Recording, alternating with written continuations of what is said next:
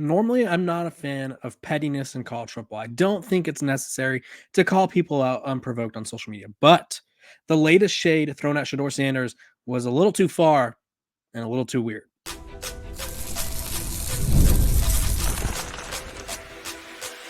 You are Locked On Buffs, your daily podcast on the Colorado Buffaloes, part of the Locked On Podcast Network, your team every day.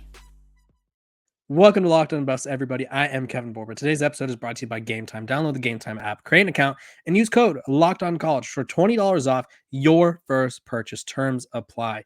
We are also brought to you by the Locked On Podcast Network. It's your team every day for free and available wherever you get your podcast. And who doesn't love free things? I know we all do. Here's some free advice for one Mr. Gavin Kuld. While I'm talking about free things, maybe don't talk about other people. Maybe keep certain people's name out of your mouth. And now I know a lot of people are probably like, what are you talking about? Why are we talking about the walk-on backup quarterback? Well, here's why.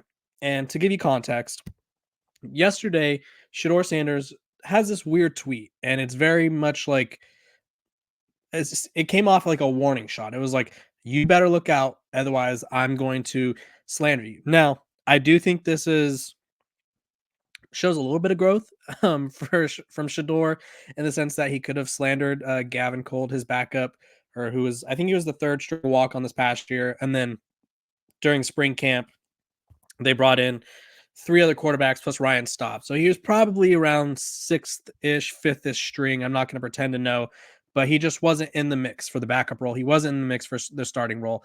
But yesterday, on Thursday, Shedeur Sanders tweets, "I learned sometimes you have to take the high road." And then he tagged Gavin and said, "I'll spare you only this one time."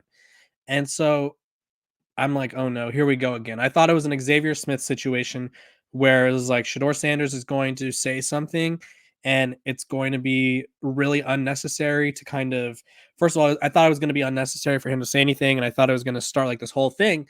So then I dive into it more.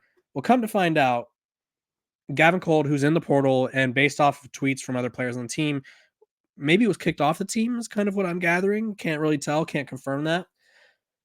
He did an interview with a YouTuber and discussed Colorado. Now, you guys, sorry, got a hair in my mouth. My dog's hair literally flew into my mouth right now. I thought I was going to die. Okay, so he just goes on a YouTube show and is discussing his experience in Colorado. You guys know how I feel about that. I don't mind discussing your story, discussing your experiences. I think Xavier Smith totally had the right to know or to share his story when asked about it. Now, if you ask me, should he have known that people were going to come after him? Probably. I feel like this Colorado fan base is a little cult-like sometimes, and I don't think everyone's always like. I think everyone's ready to die for this program and die for Deion Sanders, and sometimes it feels a little too much, but other times it's like, okay, cool.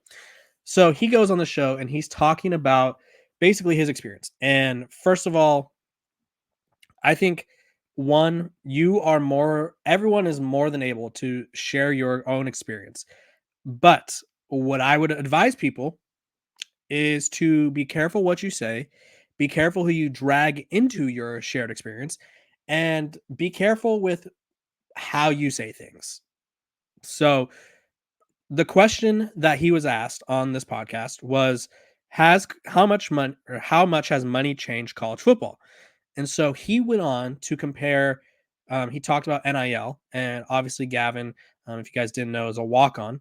So, and there's nothing wrong with that. I mean, more props to him for earning a role, especially after he had a crazy journey to get to where he was. So I totally admire him for making it happen, making a career out of what went on. He went to 3 different high schools and then 3 different junior colleges. And so he made things happen. He ended up at a D1 program, which is a really big deal, played Power 5 snaps, really cool opportunity that not everyone gets to say. So props to him there. But he obviously may have been in his feelings a little bit. And so he said, look at Arizona when asked if NIL has changed college athletics. He said, look at quarterback Noah Fafita and what he did with all his money. He paid for all his walk-ons. Look at Colorado. Sanders, which he didn't say his name, but he's talking about the Colorado quarterback, says has 6 cars in an apartment. So a little weird. He's like pocket watching. He's like, Shedeur Sanders isn't giving back. And he's like, like not treating his walk-ons or whatever. Listen, I'm not gonna ever tell people how to spend their money. I've seen my own friends buy ridiculous shirts. I've seen my own friends buy things where I'm like, you're never gonna use that. Why are you doing that? And I've also seen people with a lot more money than me buy multiple things that I wouldn't even fathom doing. And guess what? I don't care because at the end of the day, it's not about me. So you could have your thoughts, and maybe Gavin feels that, hey, if Shedeur really wanted to, he probably could have paid for blank for the walk-ons. And that's probably true. But again, it's Shedeur's money. It's his brand. It's his name. We don't have any right to tell Shedeur how to spend his money. Now, granted, we saw in the Amazon Prime documentary that Shedeur takes his linemen out to dinner. And those big boys can eat. So why are we going to pretend like he doesn't treat his teammates? That was a very weird thing to say. You never have to spend your NIL money or any money for that matter on anyone. I think people could do nice things. I think it's a little weird to expect it to be like, you make all this money. Why am I not getting any of it? Like, that's just not how life works, unfortunately. And then he talked about how Shedeur would not talk to him and would not coach him. And realistically, he was basically saying, he said that him and Shedeur had this beef, and it was just one of those things. Which I'll play the clip right now. It's about a minute ish long, um, and you guys could so that way I could or go over it with you guys. Not, when you're competing at that position, you have to kind of get along with the quarterback as well. Do you feel like Shedeur mentored you, or he helped you in a way, or do you feel that wasn't the case? Not a second. The second I came in, he told the coaching staff that I would never have a chance to be the backup quarterback. And then he would never coach me. I mean, I sat there and watched him talk to the other four quarterbacks all spring. What are you doing in this play? What are you reading here? You should read it this way, do this and that. And he was completely mute to me. I don't know if it's the bad blood that we had last year, because we had something individual going on, and I called him out for it inside of our own room, and man to man with him, and he got real defensive with me in that conversation back then. And ever since then, he hasn't really batted an eye at me. I mean, he'll talk to me occasionally, maybe once or twice if I'm in a conversation. You know what I mean? So listen, again, share your experience. But again, the way you present things, the way you kind of share your experience and kind of shade people is also something that you need to take into account. Now, if I wanted to share that me and Shedeur Sanders, say I'm Gavin Kuld, say I'm Kevin Borba, I'm the backup quarterback of Colorado. I'm a walk-on, they bring in three transfers, and Ryan Staub's also in the mix. And I personally want to be the backup quarterback, and I think I could be the backup quarterback. And Shedeur Sanders tells me, you're not going to be the backup quarterback. Did Shedeur say that? I don't know. That's a he said type of thing. We weren't there. We don't know what Shedeur Sanders said. But I would probably be like, okay, what can I do to improve? I would ask that, first of all. If Shedeur Sanders is one of the best quarterbacks in the country and you're in a position where you don't think you can learn from him, I think that says something's not going on correctly in that room.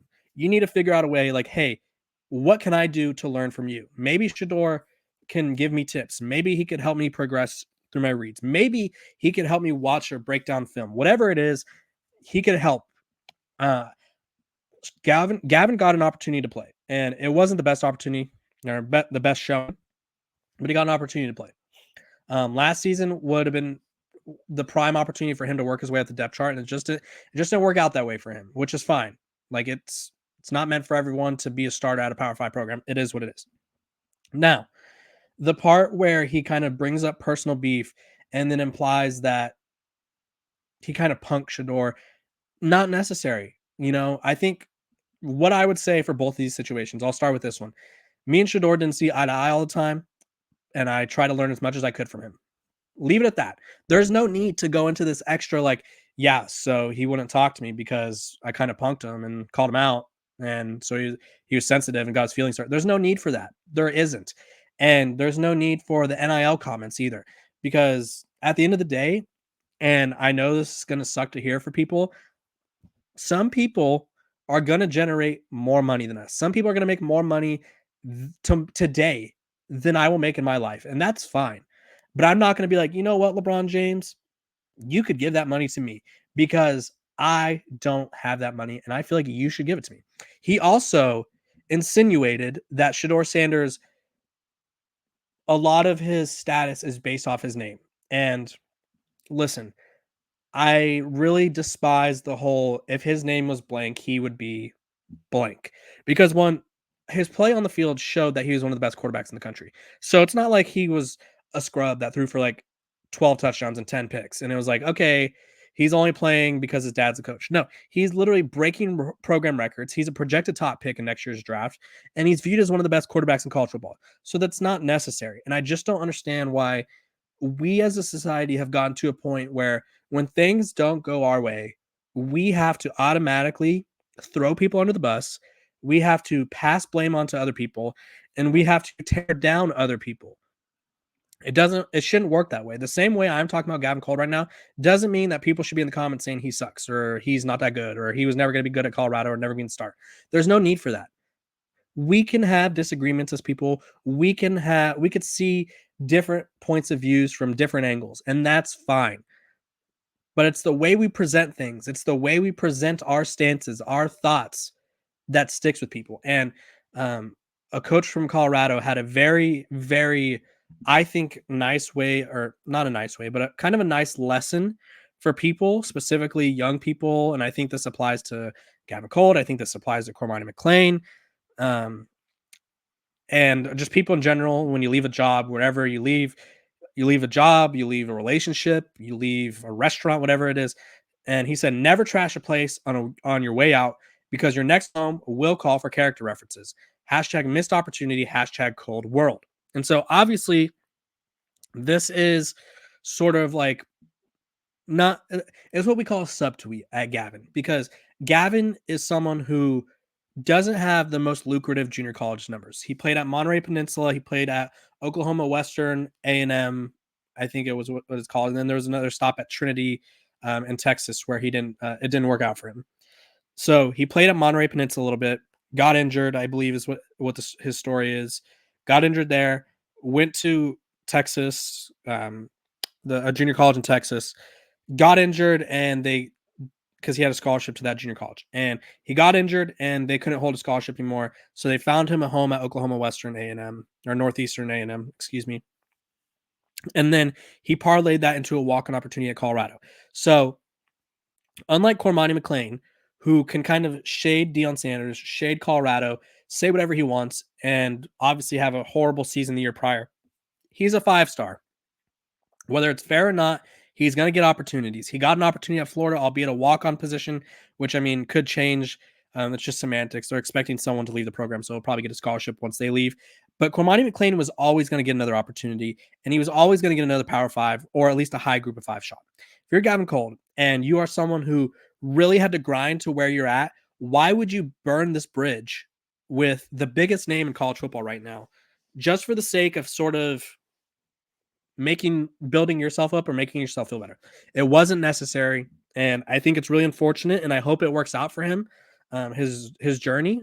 I'm not saying that he's not going to land at a Power 5 school. I know I've seen some reports that he's been in contact with some FBS programs, but that's just a tough look. I don't think it was necessary. I think it was something that could have been avoided. Some things go better unsaid. It doesn't matter if you hate Shedeur Sanders' guts as his teammate. You don't have to tell us that. I'm not saying that you don't have to share your experience, because I'm pro people sharing their stories. But if your story is something that can end up hurting you more than it will affect that other person, is it really worth putting that out there just to fire a shot? I don't think so. But again, it's not my position. I personally would have tried to go about it a different way. But hindsight's 2020. So who knows? We don't know what happened behind closed doors. It was just a tough scene. This episode of Locked On Buffs is brought to you by our sponsors over at Gametime. Gametime is an authorized ticket marketplace of the NBA, which makes getting playoff tickets even faster and easier. Prices on the Game Time app actually go down the closer it gets to the tip-off. With killer last-minute deals, all-in prices, views from your seat, and the lowest price guarantee, Game Time takes the guesswork out of buying NBA tickets. Me and my girlfriend, we wanted to go watch LeBron James play against the Warriors, and it was through the freaking roof to see that game. But guess what? Game Time had the best tickets. We were paying hundreds of dollars less than at other places where they advertise they have good seats and good prices, and they really didn't. But Game Time came through. So go check out Game Time. They have last minute deals. Save up to 60% off of buying last minute for sports, concerts, comedy, theater, whatever it may be. All of it. They got you covered. They have flash deals. Save even more with exclusive in-app deals on select seats ahead of the game or event. Take the guesswork out of buying NBA tickets with Game Time. Download the Game Time app, create an account, and use code LOCKEDONCollege for $20 off your first purchase. Terms apply. Again, create an account and redeem code Locked On College. That's LOCKEDONCOLLEGE for $20 off. Download Game Time today. Last minute tickets, lowest price, guaranteed. Welcome back to Locked On Buffs. Appreciate you guys for tuning in every single day, making me your first listen of the day. Looking at this mug or listening to this voice, I appreciate you guys for soldiering through, you know. Okay, let's talk about the negative coverage of Colorado, why it happens. Should they complain about it? Should they just get over it? Is Shedeur Sanders correct about it? I think all things can be true. And you're probably like, what? How can all things be true? Well, context again. So Shedeur Sanders talking about the Gavin Kuld situation yesterday on Twitter or X, whatever you want to call it. He wrote, y'all just interview anyone that leave from Colorado just to get a negative look on the program. And is he necessarily wrong? Kind of, not really. So let me explain. Xavier Smith, Chase Sowell, I forgot his name. I think it's Luke McCown, Josh McCown's son or nephew. He's related to the McCowns, the quarterback that was at Colorado that transferred to UTSA. Those guys that were featured in the Athletic story. Now, the Athletic story was not a slander piece, whether people want to admit it or not. The Athletic story quite literally highlighted how poor of a roster Deion Sanders inherited, where they ended up, and kind of helped Deion Sanders' case for like why he asked those players to leave the program. Now, the people that were upset about them sharing their experience, it doesn't make sense to me. And I'll say this and I'll say this again. So many people leaving a program coached by Deion Sanders is a big story, and we'll always talk about it. So for that one, I kind of disagree. For this one in particular, Cormani McLean talking, which he kind of took that upon himself. Gavin Kuld talking. Who else? Cavassier Smoke saying that they were selfish and could have won a title, whatever, maybe. Those I agree with. Okay. And so we're going to talk about the Gavin Kuld incident just because it's obviously the one that happened the most recent. Gavin Kuld is someone who obviously he's in the quarterback room, but he did not have a large role for this team. He leaves. He's obviously a disgruntled former player. So he's probably not going to have the best things to say. He goes on the show knowing full well that he's going to be asked about the program. He goes into this knowing they're probably going to ask me questions that could lead to answers that would entail kind of me trashing this program in a sense. And so I totally get it. I think there's a couple of reasons it's this happening. One, I think people get in their feelings, and we as humans, it happens all the time. My feelings get hurt. I comment back in the comment section where I think if someone is like calling me out and tell me I'm stupid, I'm be like, no, I am not stupid. You're stupid. No, I'm just kidding. You guys are all bright individuals, and every opinion matters on the Locked On Buffs channel. I just disagree with you guys sometimes, but I digress. But nonetheless, I could still disagree with you guys, and sometimes I will comment back because I disagree. I think in this instance, it didn't go how he would have preferred. So he resorted to sort of lashing out and kind of taking a shot at the program. Now, I think that's an understandable thing. Same thing with Cormani McLean. Cormani McLean went from a 5-star recruit that was heralded as the best corner. He was supposed to be the next Travis Hunter. And then all of a sudden it was like, okay, we don't really know what's going on here. We don't really know. Like, he's not that good. He's not sort of the guy we thought he would be. And he's just getting slandered. Coach Prime's not slandering him. Coach Prime didn't slander him. He just said what he needed to do to play. but everyone else is slandering him, calling him a bust. He's not this guy. He's not as good as he wants or should be. So he comes out and he lashes out and says, yeah, it's Colorado's fault. They didn't develop me. They're there for clicks. As he says this in a YouTube video on his YouTube page, which I'm sure he monetizes. That's not the point, though. That's not the point. Stop being petty, guys. Stop being petty. But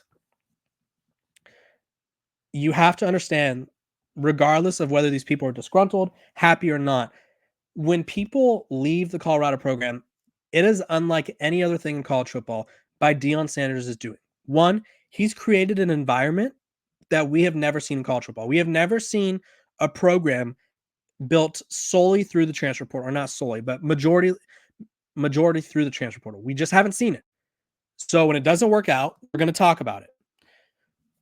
Colorado is a program that does not allow media members to attend practices. It is closed off to most media members. There's a couple people who are close with Coach Prime that have kind of worked their way in there, which props to them. But other than that, no one's at practice. Any other, name a program, and I promise you go to the practice. I was at Stanford's practice. I've been to other practices. You go to Texas practice. You can go to Alabama's practice, Georgia's practice. They have media periods where the media could go, watch them practice, take pictures, take videos, take notes, and Colorado doesn't do that. So Colorado is like its own little world. It's headlined by Deion Sanders, and we all just want to know more about it. People just want to know more about it. So when someone leaves the program, that's someone who's going to talk about it, because obviously the guys that are bought into the program, which you love to see if you're a Colorado fan, they are riding and dying for this Colorado program, which is amazing if you're a Colorado fan, because you love to see the buy-in.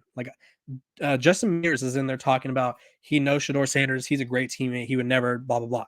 These guys are hyping up the program, hyping up their teammates, which you love to see, because that's the sign of some culture. I don't know if it's going to be a culture that leads to games, or winning games, but it's a culture that shows that they are united. And so the more cancerous people you get out of the locker room, the better for the culture. It's just as simple as that. But they cannot be mad that people want to know. Now, I do think it goes both ways. The same way that they can't be mad that people are going to kind of talk, about when they, about the program when they leave. Those people can't be mad when people come at them, when people get upset, and when people from the program call them out. It works both ways. It really does. You can't be like, hey, what he did sucks and he's a terrible person, and then be like, whoa, why are you coming at me for? What did I do? It doesn't work that way. It doesn't. You can't just throw shots and not take them. You can't dish it out and not take it. It's just how the world works. So I understand Shedeur's complaint, because it does seem like there's a lot of stories or interviews out there that seem like they're trying to get that tea from Colorado. But listen, Colorado has closed itself off to the world. Even the well-off media stuff, they choose what they show. There's moments at practices that I attend where I see a coach scream at a certain player. They show that on well-off media, but they're not showing everything. Maybe while Bucky is recording, say, the quarterbacks, maybe something's going on with the defensive linemen or the kickers. Maybe Mott is out there fighting someone. Who knows?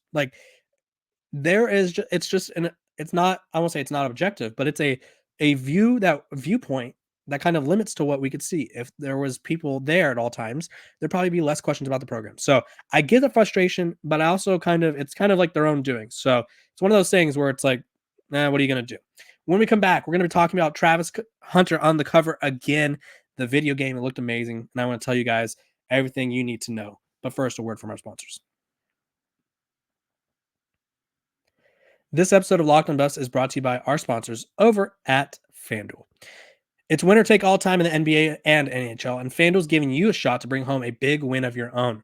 Right now, new customers get $150 in bonus bets with any winning $5 bet. That's $150 to bet on spreads, money lines, player props, and more. Visit FanDuel.com/lockedon and make every playoff shot count. I've been talking about Jokic. I've been talking about Anthony Edwards. They are in a game 7. I think both of them are going to go for 30-something points. It is going to be a barrage of points. It's going to be a heated game. It's going to be a great game. You guys won't want to miss it. And you can go bet on it over at FanDuel. FanDuel is America's #1 sportsbook.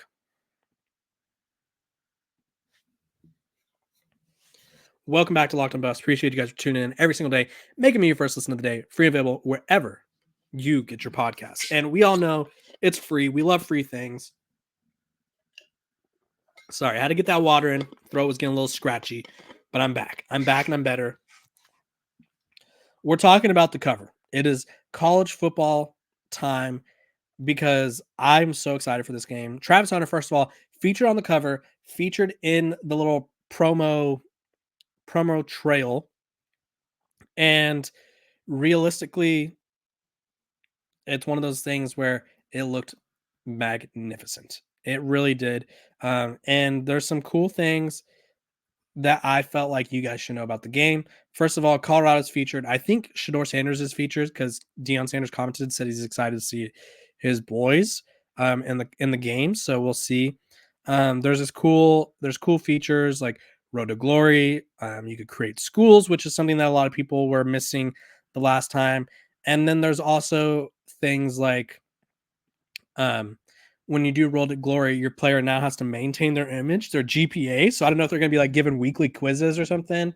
They have Ultimate Team, which I'm not the biggest fan of, but obviously maybe some people are. You'll get to play with guys that probably were missed in this past decade or so.